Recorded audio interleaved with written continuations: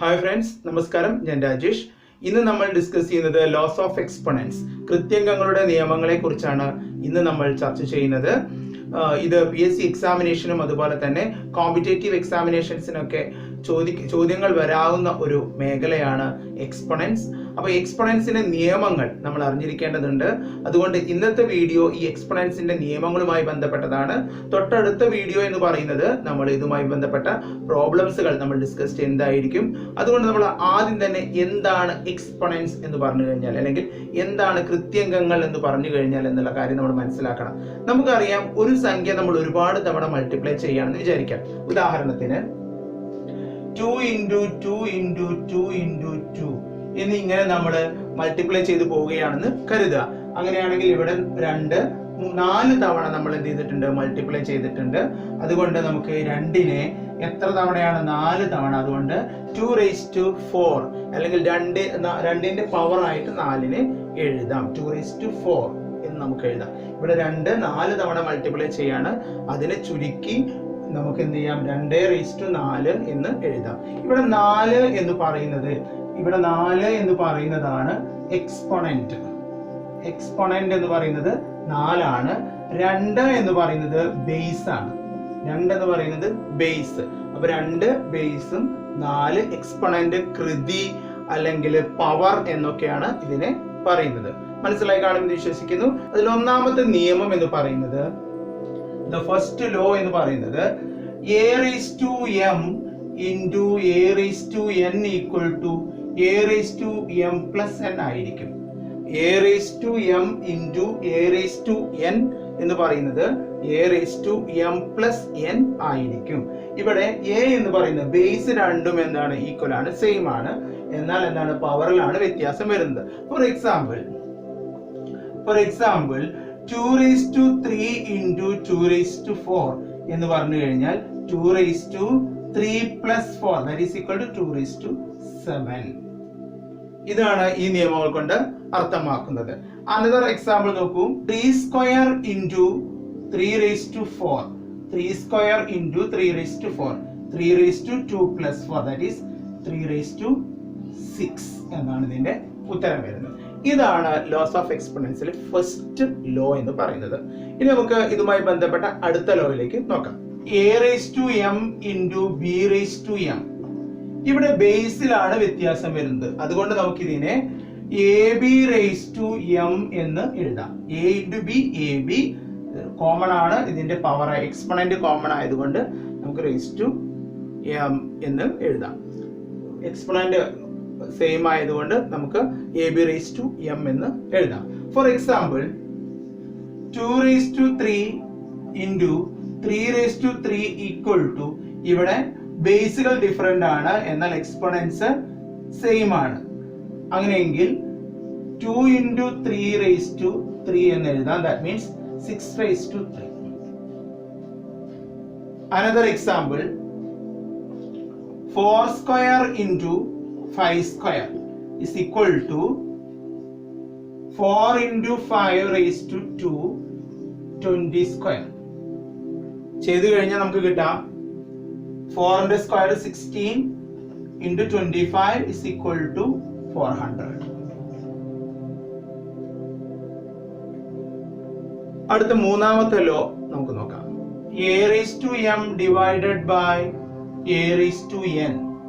അതിനെ നമുക്ക് a⁴m by a⁴n equal to a⁴m−n. Division വന്നാൽ ഇവിടെ സബ്ട്രാക്ഷൻ ആണ് വരുന്നത്. For example 2�3 divided by 2⁵2 equal to നമുക്ക് അതിനെ 2⁵3/2⁵2 എന്ന് എഴുതാം. അങ്ങനെയെങ്കിൽ 2⁵3−2 is equal to 2⁵1. that is equal to 2. ഏതൊരു സംഖ്യയുടെയും പവർ 1 ആണെങ്കിൽ ആ സംഖ്യ തന്നെ ആയിരിക്കും. 100⁻1 100 ആണ്. 1000⁻1 1000 ആണ്. a⁴1 a ആണ്. PSC എക്സാമിനേഷന് ചോദിക്കാവുന്ന ഒരു മേഖലയാണ് a⁴1.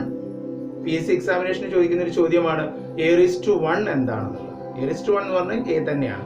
ഏതൊരു സംഖ്യയുടെയും പവർ 1 ആണെങ്കിൽ അതേ സംഖ്യ തന്നെ ആയിരിക്കും അതിന്റെ ഉത്തരമായിട്ട് ലഭിക്കുന്നത്. അടുത്ത നിയമത്തിലേക്ക് പോകാം. നാലാമത്തെ നിയമമാണ് 1/x. നാലാമത്തത് 1/x-നെ നമുക്ക് x⁻⁻1 എന്ന് എഴുതാം. 1/a എന്ന് പറഞ്ഞു കഴിഞ്ഞാൽ a⁻⁻1. 1/2 എന്ന് എഴുതാണെങ്കിൽ നമുക്ക് അതിനെ 2⁻⁻1 എന്ന് എഴുതാം. ഇതിനെ 2⁻⁻1 അല്ലെങ്കിൽ 2 ഇൻവേഴ്സ് എന്ന് പറയാം. 1/x-നെ x ഇൻവേഴ്സ് എന്ന് പറയാം. raised-1 ആണെങ്കിൽ നമ്മൾ അതിനെ ഇൻവേഴ്സ് എന്നാണ് പറയുന്നത്. അപ്പോൾ 1/x-നെ നമുക്ക് x ഇൻവേഴ്സ് അല്ലെങ്കിൽ x⁻⁻1 എന്ന് നമുക്ക് എഴുതാം. 1/x ഇൻവേഴ്സ് അല്ലെങ്കിൽ 1/x⁻⁻1 1/x⁻⁻1 ഇങ്ങനെ വന്നു കഴിഞ്ഞാൽ x⁻⁻1 that is equal to x⁻1 that is x. ഇങ്ങനെയും നമുക്ക് എഴുതാം. ഇതൊരു നിയമമാണ്, പരീക്ഷയ്ക്ക് ചോദിക്കാവുന്ന ഒരു സിമ്പിൾ ക്വസ്റ്റ്യൻ ആണ്. x ഇൻവേഴ്സ് എന്നതിനെ 1/x എന്ന് എഴുതാം. 1/x-നെ x ഇൻവേഴ്സ് അല്ലെങ്കിൽ x⁻⁻1 എന്ന് എഴുതാം. 1/x ഇൻവേഴ്സ് ആണെങ്കിൽ അതിന് ആൻസർ x ആയിരിക്കും. 1/x ഇൻവേഴ്സ് ആണെങ്കിൽ ആൻസർ x ആയിരിക്കും. a⁻m all raised to n. a⁻m all raised to n. a⁻m into n. a⁻m into n. 2³ all square is equal to 2�3 into 2 equal to 2�6. Example അത്രയേ ഉള്ളൂ. നമുക്ക് direct ആയിട്ട് ഇതിലേക്ക് values substitute ചെയ്ത് നമുക്ക് correct answer ലഭിക്കുന്നതാണ്. Try ചെയ്ത് നോക്കൂ.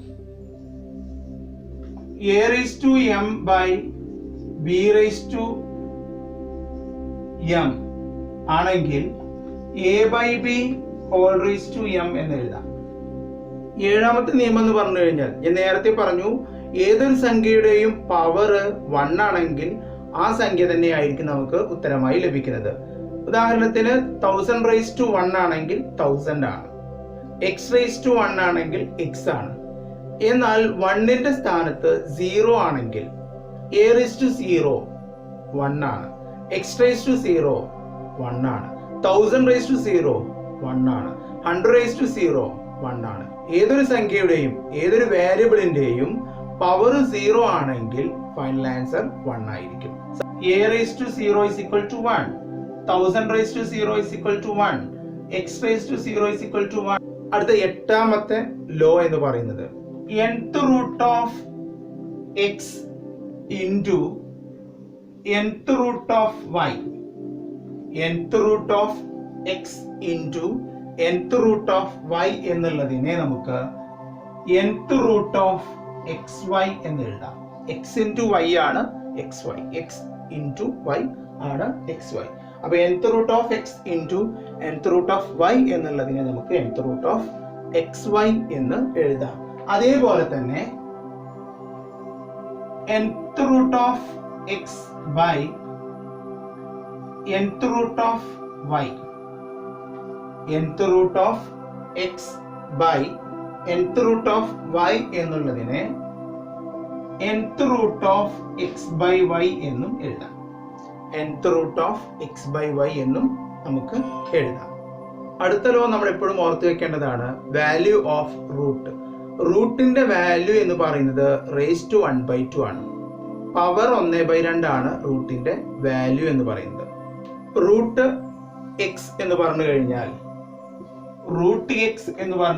x⁻1/2 എന്നാണ് അർത്ഥം. √4 എന്ന് പറഞ്ഞു കഴിഞ്ഞാൽ 2 ആണ് എന്നുള്ളത് നമുക്കറിയാം. √4 എന്ന് പറഞ്ഞു കഴിഞ്ഞാൽ 2 ആണ് ആൻസർ എന്നുള്ള കാര്യം നമുക്കറിയാം. എങ്കിൽ ഇതിനെ നമുക്ക് √4നെ നമുക്ക് 4⁻1/2 എന്ന് എഴുതാം. 4⁻1/2. 4 എന്ന് പറഞ്ഞാൽ 2² ആണ്.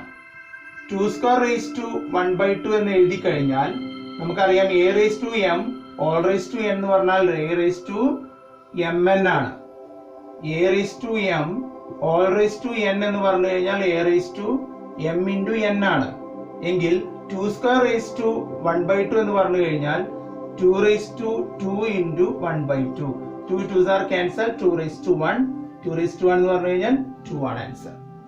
സോ റൂട്ടിന്റെ വാല്യൂ എന്ന് പറയുന്നത് റേസ് ടു 1/2 ആണ്.